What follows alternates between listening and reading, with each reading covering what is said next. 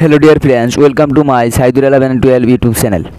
আজিৰ এই ভিডিঅ'টোত আলোচনা কৰিম class 12 biology chapter 2 new NCERT chapter 1 যে সপুষ্পক উদ্ভিদৰ যৌন প্ৰজনন sexual reproduction in flowering plants ইয়াৰে এক্সাৰসাইজ আৰু কিছুমান প্ৰিভিয়াছ ইয়াৰ কোৱেশ্চন আলোচনা কৰা হ'ব উইথ আৰু কিছুমান এক্সট্ৰা কোৱেশ্চন থাকিব ইয়াৰ আগৰ এইটো চেপ্টাৰৰ ওপৰত ইয়াৰ আগৰ ভিডিঅ'টো চোৱা নাই সেইটো ভিডিঅ'ৰ লিংক ডেসক্ৰিপচন দিয়া থাকিব সেইটো ভিডিঅ' আগতে চাই লোৱা আজিৰ ভিডিঅ'টো আৰম্ভ কৰোঁ অনুহলনি 1 নম্বৰ কোৱেশ্চন যে পুং আৰু স্ত্ৰী লিংগদৰ উদ্ভিদ সৃষ্টি হোৱা গুপ্তবীজ উদ্ভিদৰ ফুলৰ অংককেইটাৰ নাম লিখা ইয়াৰ 1 নম্বৰ আনসাৰ হ'ব যে পুং লিংগদৰ উদ্ভিদৰ সৃষ্টি হয় পৰাগমনৰ ভিতৰত পুং ৰেণুজনৰ প্ৰক্ৰিয়াৰ দ্বাৰা আৰু স্ত্ৰী লিংগদৰ উদ্ভিদৰ সৃষ্টি হয় ডিম্বকৰ প্ৰদেহৰ নিউচেলাছ ভিতৰত স্ত্ৰী ৰেণুজনৰ প্ৰক্ৰিয়াৰে এক্সাৰসাইজৰ 2 নম্বৰ কোৱেশ্চন এটো ভেৰি ইম্পৰ্টেন্ট যে পুং ৰেণুজনন আৰু স্ত্ৰী ৰেণুজনৰ মাজত পাৰ্থক্য সমূহ দেখুৱা যে পুং ৰেণুজনৰ স্ত্ৰী ৰেণুজনত ফাৰ্স্টে তেনেকুৱা বক্স বনাই লবা তাৰ পিছত লিখিবা যে পুং ৰেণুজনন হয় পৰাগমনৰ ভিতৰত স্ত্ৰী ৰেণুজনৰ হয় ডিম্বকৰ প্ৰদেহৰ ভিতৰত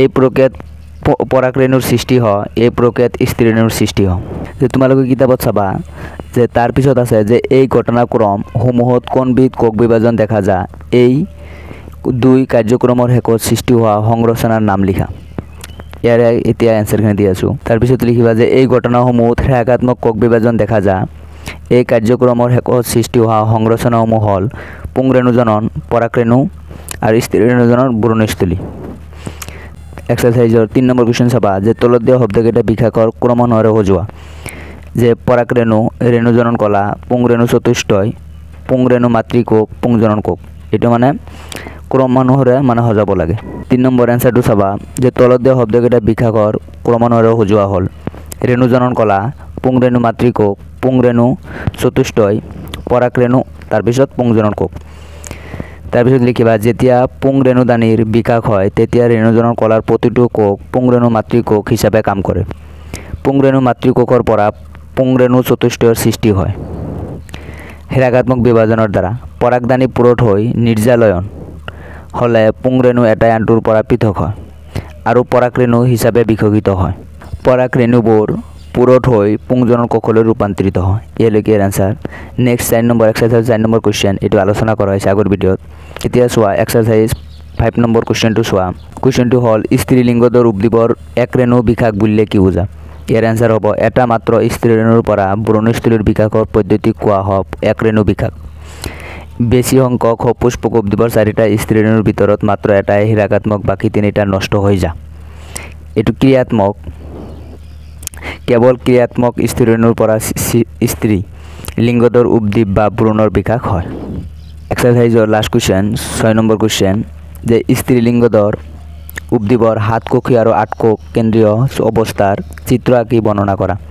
ইয়াৰ আনসাৰ ফাৰ্স্ট অফ অল তোমালোকে এইটো চিত্ৰ আঁকি লবা এইটো চিত্ৰ তোমালোকে কিতাপত আছে চাই ল'ব পাৰা বা ইয়াৰ পৰা তোমালোকে আঁকি ল'বা তাৰ পিছত তলত লিখিবা যে স্ত্ৰী ৰেণু মাতৃকোষৰ সূত্ৰ বিভাজনৰ দ্বাৰা স্ত্ৰী লিংগদৰ উদ্ভিদৰ সৃষ্টি হয় স্ত্ৰী ৰেণুৰ 3বাৰ সূত্ৰ বিভাজন হৈ 8 কোষ কেন্দ্ৰযুক্ত ভ্ৰূণস্থলীৰ সৃষ্টি কৰে তাৰ পিছত লিখিবা স্ত্ৰী লিংগদৰ উদ্ভিদৰ 7 কোষ আৰু 8 কোষ কেন্দ্ৰযুক্ত ভ্ৰূণস্থলীৰ সৃষ্টি হোৱা প্ৰক্ৰিয়াটো তলত বৰ্ণনা কৰা হ'ল তোমালোকে আৰচিন দি এনেকৈ লিখিবা বা পইণ্ট হিচাপে লিখিবা যেতিয়া ক্ৰিয়াত্মক স্ত্ৰী ৰেণুৰ কোষ কেন্দ্ৰৰ প্ৰথমবাৰ সূত্ৰ বিভাজন হৈ দুটা কোষ কেন্দ্ৰৰ সৃষ্টি হয় তাৰ পিছত লিখিবা যে দুইটা কোষ কেন্দ্ৰ দুই মেৰুৰ ফালে গতি কৰে তাৰ পিছত লিখিবা হিয়তৰ বিভাজন হয় পুনৰ বিভাজন হৈ 8 কোষ কেন্দ্ৰযুক্ত হোৱাৰ পিছত ইয়াৰ 6টাক আৱৰি কোষবেৰৰ সৃষ্টি হৈ কোষলৈ ৰূপান্তৰিত হয় তোমালোকে পইণ্ট হিচাপে লিখিবা যে তাৰ পিছত লিখিবা বাকি দুটা ভ্ৰূণস্থলীৰ মাজত থকা দ্ৰৱীয় কোষ কেন্দ্ৰ দুটা এটা ডাঙৰ কোষত সোমাই থাকে তাৰ পিছত লিখিবা ডিম্বক ৰন্ধ্ৰৰ ফালে ডিম্বাণু আৰু সহকাৰী কোষ থাকে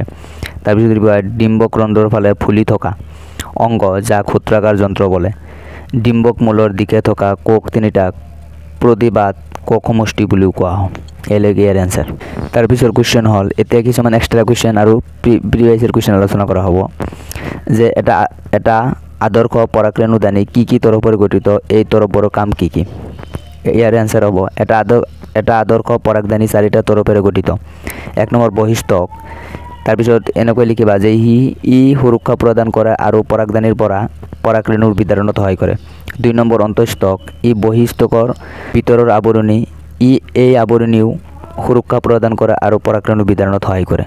তাৰপিছত 3 নম্বৰ মধ্য স্তৰ, যে অন্তঃস্তৰৰ ভিতৰৰ আৱৰণী মধ্য স্তৰ, এই আৱৰণীও ৰক্ষণাবেক্ষণ দিয়াৰ লগতে পৰাগৰেণু বিতৰণত সহায় কৰে। 4 নম্বৰ টপেটাম, একেবাৰে ভিতৰৰ তৰফটো টপেটাম বুলি কোৱা হয়। ই বিকশিত পৰাগৰেণুবিলাক পুষ্টিৰ যোগান ধৰে। তাৰপিছত কুৱেশ্যন যে স্পৰব লেনিন কি, ইয়াৰ কাম কি? ইয়াৰ উত্তৰ হ'ল যে পৰাগৰেণুৰ বাহিৰৰ আৱৰণীত এবিধ প্ৰতিৰোধ সক্ষম জৈৱিক পদাৰ্থ থাকে, ইয়াকে স্পৰব লেনিন বোলে। ই পৰাগৰেণুক উচ্চ উষ্ণতা, শক্তিশালী এচিড আদিৰ পৰা ৰক্ষা কৰে। তাৰপিছত কুৱেশ্যন, এইটো 2010 চনত আহিছিল, যে ফুলৰ কোন অংগৰ পৰা ফলৰ সৃষ্টি হয়? ফুলৰ গৰ্ভাশয়ৰ পৰা ফলৰ সৃষ্টি হয়।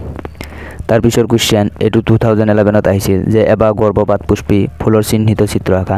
এইটো তোমালোকৰ কিতাপত আছে, চাই ল'বা। এইটো কুৱেশ্যন 2009 চনত আহিছিল, যে গৰ্ভশীৰ্ষ পুষ্পী আৰু গৰ্ভপাত পুষ্পীৰ মাজত থকা পাৰ্থক্যবোৰ লিখা।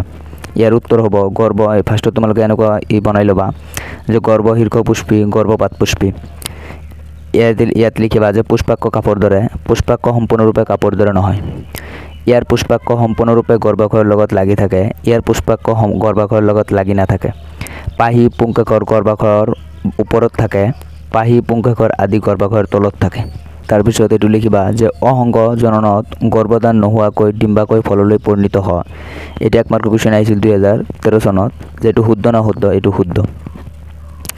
তাৰপিছত লিখিবা এইখিনি তোমালোকে কাৰচিন দি লিখি ল'বা, যে ত্ৰিসংলায়নৰ তাৎপৰ্য, গুপ্তবীজ উদ্ভিদৰ ক্ষেত্ৰত ত্ৰিসংলায়ন তাৎপৰ্য আছে। যে ত্ৰিসংলায়নৰ ফলত ব্ৰণপোষৰ সৃষ্টি হয়, ব্ৰণপোষৰ কোষবোৰত খাদ্য সঞ্চিত হৈ থাকে, এই খাদ্য বাৰণীল ভ্ৰূণে পৰিপুষ্টিৰ বাবে ব্যৱহাৰ কৰে। যে ত্ৰিসংলায়নৰ তাৎপৰ্য আহিব পাৰে, এইটো তোমৰা কাৰচিন দি লিখি ল'বা। আৰু 2020 চনত এনেকুৱা ধৰণৰ কুৱেশ্যন আহিছিল। তাৰপিছৰ কুৱেশ্যন, এইটো 2020 চনত আৰু 2017 চনত আহিছিল, যে ইতৰ পৰাগযোগৰ সুবিধাসমূহ কি কি? ইয়াৰ উত্তৰ চাবা, যে ইতৰ পৰাগযোগৰ উপকাৰিতাসমূহ হ'ল 1 নম্বৰ, ইতৰ পৰাগযোগৰ ফলত সৃষ্টি হোৱা সতি সন্ততি পিতৃপুৰুষৰ সৈতে একে নহয়। 2 নম্বৰ, যে ইতৰ পৰাগযোগৰ ফলত সৃষ্টি হোৱা উদ্ভিদৰ ৰোগ প্ৰতিৰোধ ক্ষমতা বেছি। 3 নম্বৰ, অপত্যজনুত জিনীয় প্ৰকাৰণৰ সূত্ৰপাত হয়, সেয়ে অপত্য উদ্ভিদ পৰিৱৰ্তনশীল পৰিৱেশত সহজে খাপ খাই দীৰ্ঘদিন জীয়াই থাকে। তাৰপিছৰ কুৱেশ্যন চাবা, 2020 চনত আহিছিল, যে অংগজ ফল কি? কৃত্ৰিমভাৱে এনে ফল কেনেকৈ সৃষ্টি হয়? ইয়াৰ এনচাৰ চাবা, যে বিভিন্ন ধৰণৰ উদ্ভিদ হৰমন যেনে জিবাৰেলিন, সাইটোকাইনিন, অক্সিন আদি ফুলত প্ৰয়োগ কৰিলে এনে ফুলৰ গৰ্ভধান নোহোৱাকৈ গৰ্ভাশয়ৰ পৰা ফল উৎপন্ন হয়। ইয়াৰ উদাহৰণ হ'ল যে আনাৰস, কল, আঙুৰ, কমলা, তৰমুজ আদি কিছুমান অনিষেক ফল। তাৰপিছৰ কুৱেশ্যন চাবা, এইটো 2010 চনত আৰু 2019 চনত আহিছিল। ইয়াৰ কুৱেশ্যন হ'ল, যে গুপ্তবীজ উদ্ভিদৰ ৰেণুজননৰ সময়ত হীৰাকাত্মক বিভাজনৰ আৱশ্যক কিয়? ইয়াৰ উত্তৰ হ'ব, গুপ্তবীজ উদ্ভিদৰ ৰেণুজননৰ সময়ত হীৰাকাত্মক বিভাজনৰ আৱশ্যক কিয়? কাৰণ এই বিভাজনৰ দ্বাৰা জনন কোষৰ উৎপন্ন হয়। এতিয়া কিছুমান এক্সট্ৰা কুৱেশ্যন আলোচনা কৰা হ'ব। 1 নম্বৰ, প্ৰজননৰ সংজ্ঞা দিয়া।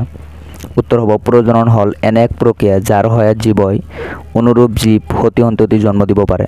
প্ৰজননৰ যোগেদি জীৱই তাৰ বংশগতি ৰক্ষা কৰে। তাৰপিছত 2 নম্বৰ কুৱেশ্যন, যে বন্ধ্যাত্ব মানে কি? যে উত্তৰ হ'ল প্ৰজনন অক্ষমতা বা জন্ম দিব নোৱাৰা। 3 নম্বৰ, কোন ধৰণৰ ফুলে ইতৰ পৰাগযোগ পছন্দ কৰে? এইটো হ'ব উভয়লিংগী ফুলে। তাৰপিছত 4 নম্বৰ কুৱেশ্যন, যে হাম্বুক পৰাগণ কাক বোলে? ইয়াৰ উত্তৰ হ'ব, হাম্বুকৰ দ্বাৰা হোৱা পৰাগণক হাম্বুক পৰাগণ বুলি কোৱা হয়। 5 নম্বৰ, স্ববন্ধ্যাত্ব উদ্ভিদত কি ধৰণৰ পৰাগযোগ হয়? উত্তৰ হ'ল ইতৰ পৰাগযোগ। 6 নম্বৰ কুৱেশ্যন, যে বেলি ফুল কিয় পতংগ পৰাগণৰ বাবে আটাইতকৈ সুবিধাজনক? উত্তৰ, যে বেলি ফুল হ'ল অসংখ্য ফুলৰ সমষ্টিৰে সৃষ্টি হোৱা সদৃশ্য পুষ্পবিন্যাস, গতিকে এটি মাত্ৰ পতংগ ইয়াৰ ওপৰত বিচৰণ কৰিলে অসংখ্য ফুলত ইতৰ পৰাগযোগ হয়। 7 নম্বৰ কুৱেশ্যন, যে গুপ্তবীজীৰ পুংজনন কোষ আৰু স্ত্ৰীজন কোষত সৃষ্টি হোৱা প্ৰথম কোষ কোনটো? কাৰ্যক্ষম স্ত্ৰীৰেণু আৰু পুংৰেণু। তাৰপিছত 8 নম্বৰ কুৱেশ্যন চাবা, দুবিধ উদ্ভিদৰ নাম লিখা য'ত চৰাই আৰু বাদুলিৰ দ্বাৰা পৰাগযোগ হয়। হ'ব মদাৰ গছ চৰাই আৰু বাদুলিৰ দ্বাৰা হয়, শিমলু চৰাই আৰু বাদুলিৰ দ্বাৰা হয়, কদম বাদুলিৰ দ্বাৰা হয়। তাৰপিছত কুৱেশ্যন, যে সপুষ্পক উদ্ভিদৰ স্ত্ৰীলিংগ দৰত কিমান এগুণাত্মক কোষ থাকে? 8টা। তাৰপিছত কুৱেশ্যন, যে ভ্ৰূণস্থলীৰ গৰ্ভযন্ত্ৰত থকা কোষ সমষ্টি কি কি? 2টা সহকাৰী কোষ আৰু 1টা ডিম্বাণু। ভ্ৰূণস্থলীৰ গৰ্ভযন্ত্ৰ ডেছ কোষেৰে গঠিত? 3টা কোষেৰে গঠিত।